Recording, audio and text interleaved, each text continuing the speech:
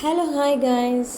Morning எழுந்தது குளிச்சுட்டு முதல் வேலையை விளக்கு பொருத்திடுவேங்க. பூவும் மாற்றிடுவேன், பஞ்ச பாத்திரத்தில் நீரும் மாற்றிடுவேன். கந்தகுரு கவசம், கந்த சஷ்டி கவசம், வேல் மாறல் இதோடு தான் என்னுடைய நாள்களை நான் கொண்டு போவேன். கூடவே கனகதார சூஸ்திரம் கேட்குறது ரொம்ப நல்லதுங்க. நான் எப்படி சாமி கும்பிட்றனால என்னவோ தெரியல, என்னோட குழந்தைங்களும் காலையில் எழுந்ததுமே ஆறுமுகம் அருளிடும் அனுதினமும் ஏறுமுகம் அப்படிங்கிறத 6 முறை சொல்லிடுவாங்க. அவங்களுக்கு சொல்லணும்னு சொல்லியும் கொடுத்துருக்கேன்.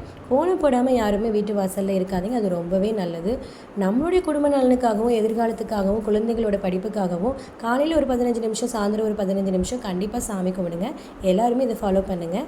மார்னிங் இன்றைக்கி நான் பாசிப்பருப்போட முருங்கைக்காய் சாம்பார் தான் வச்சுருந்தேன். கூடவே கேரட்டும் வெண்டைக்காவும் கட் பண்ணி வச்சுருந்தேன்.